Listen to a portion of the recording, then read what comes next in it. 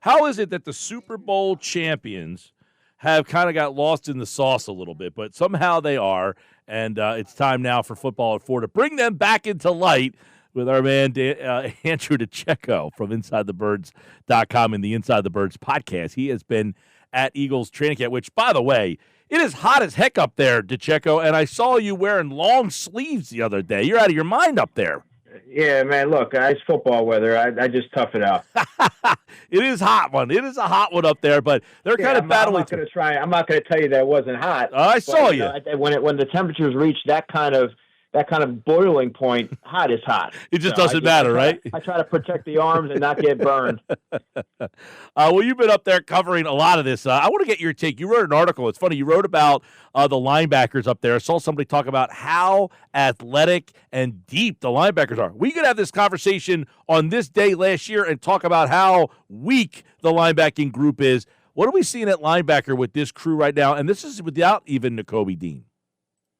Yeah, very athletic and a very diverse group of players. You have someone like Jihad Campbell, who's young, he's athletic, he's rangy.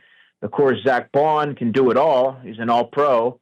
Nakobe Dean's injured. You take him out of the equation for now, but he's obviously very physical. He's the tone setter and the heartbeat of the defense.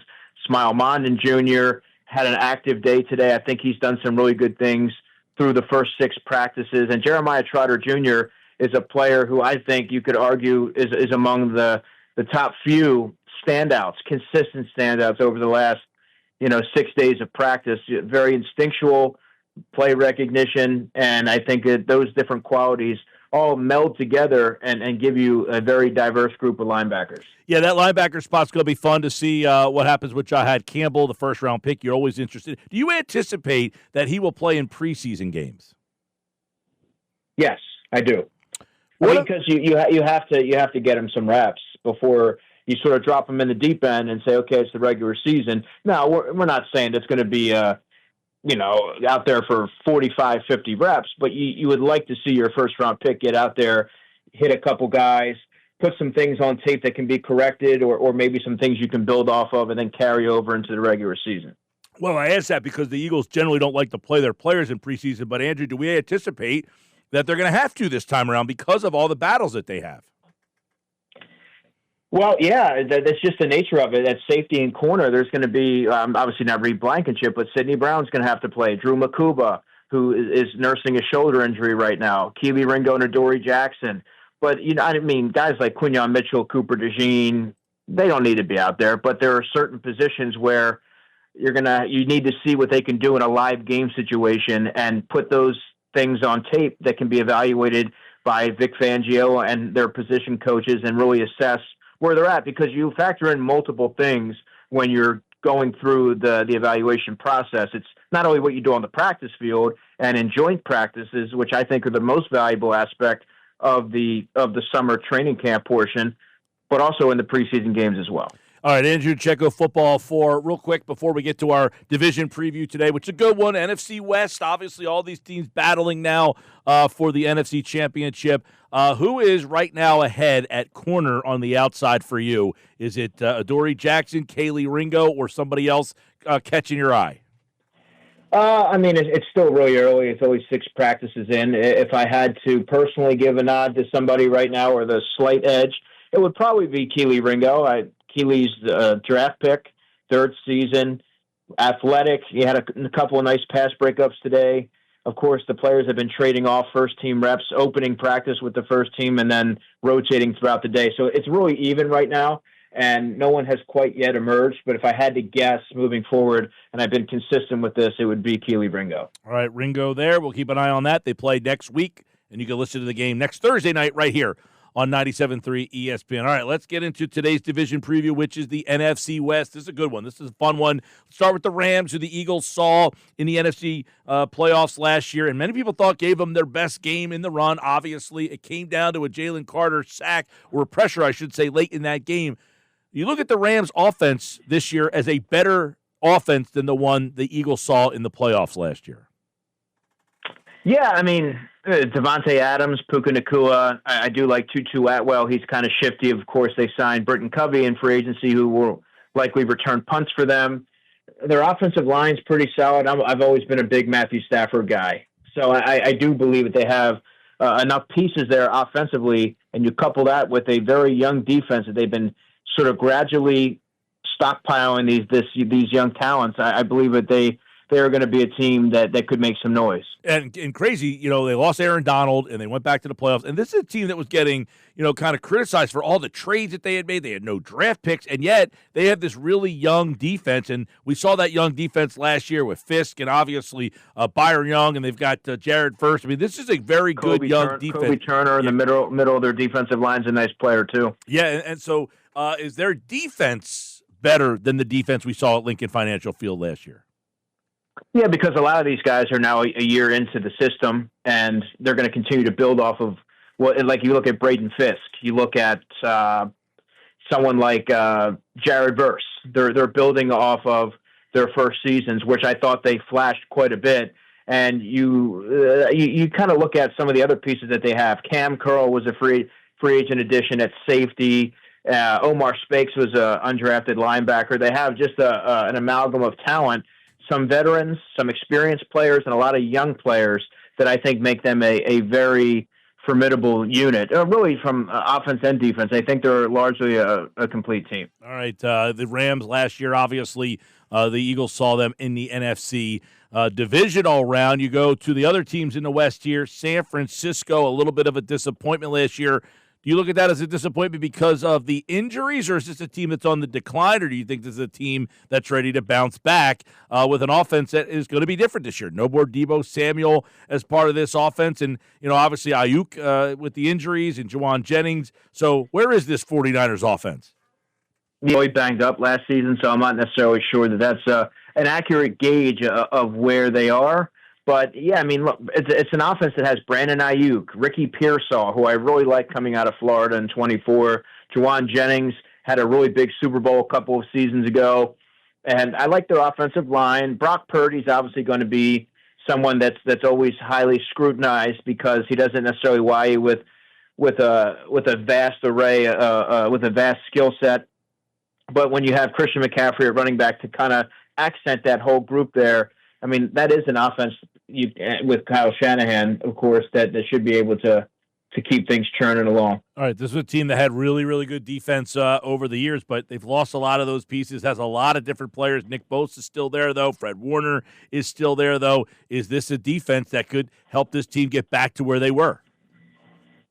Yeah, I believe so. Nick Bosa, Michael Williams, who they drafted in the first round out of Georgia, is another player that I think is really going to give this unit a boost. Fred Warner, you can put him right up there with Zach Bond. I know Roquan Smith. Those players are viewed as the best at their position. And I don't know if they quite have enough there in the secondary. That's a question that I have personally. But Diamador Lenore, he's been solid. He's an okay player.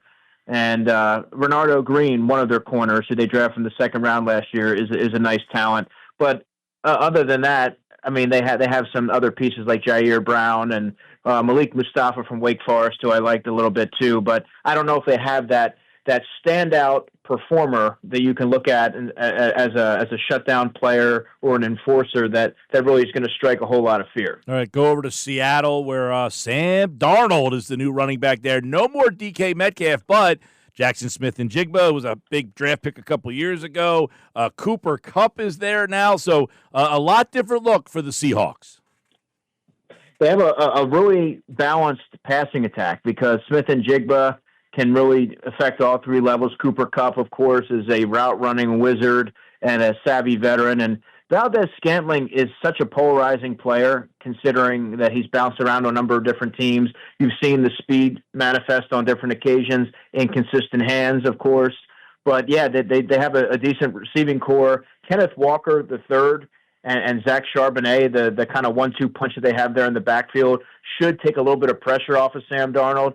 And so, yeah, I mean, Gray Zabel, I can't forget they drafted Gray Zabel in the first round as well. So that they have some pieces there to make it work. Defensively, Leonard Williams is over there now. DeMarcus Lawrence, they got some good players up front there. You've also got Byron Murphy. You've got Woolen, our old buddy Josh Jobs out there, Julian Love. Yeah. Some interesting pieces on this defense. Yeah, and by the way, we have had conversation about Josh Jobe a couple of years ago. I was bullish on him, and it looks like he found a solid spot, a solid landing spot, and has a pivotal role there on their defense right now. But, in addition to that, Reek Woolen, Kobe Bryant, Devin Witherspoon, they have Uchenna Nwosu, Ernest Jones. I like Ernest Jones. He's bounced around a little bit, Mike, but he's their middle linebacker. Tyrese Knight's a player who I interviewed at the NFL Scouting Combine a couple of years ago out of UTEP. He's an undersized linebacker that runs pretty well. I like some of the pieces that they have there.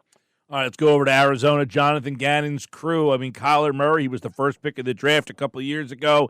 Now it's either put up or shut up time for this offense. They drafted Marvin Harrison in the first round. Last year, Trey McBride just got a big contract there.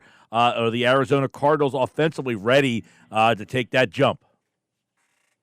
I don't know if they're quite ready, and I think a lot of it has to do with my reluctance in, propping up the quarterback, Kyler Murray. Kyler Murray's an exciting player, but I don't know if he's the caliber of quarterback that can elevate an offense. Even with Marvin Harrison as your top receiver, even with Michael Wilson, who, I had a little bit more higher expectations of him when he was coming out of college. Greg Dortch is on the receiving core as well. He's more of a journeyman at this point, very undersized slot receiver. Quez Watkins is there. I'm not too optimistic about the offense, but I do really like Trey McBride, their tight end. I think that he's not talked about enough. He's recognized in NFL circles, but I don't think in general he gets enough love because he really is one of the best players at his position, which in theory should make life easier for Kyler Murray. I just don't know if he's consistent enough as a passer to really sustain that. All right, let's look at their defense. John Gannon brings back Josh Sweat. He gets Walter Nolan. He's got, obviously, Budda Baker still at safety there, Baron Browning. They've got some pieces on this defense to make them interesting.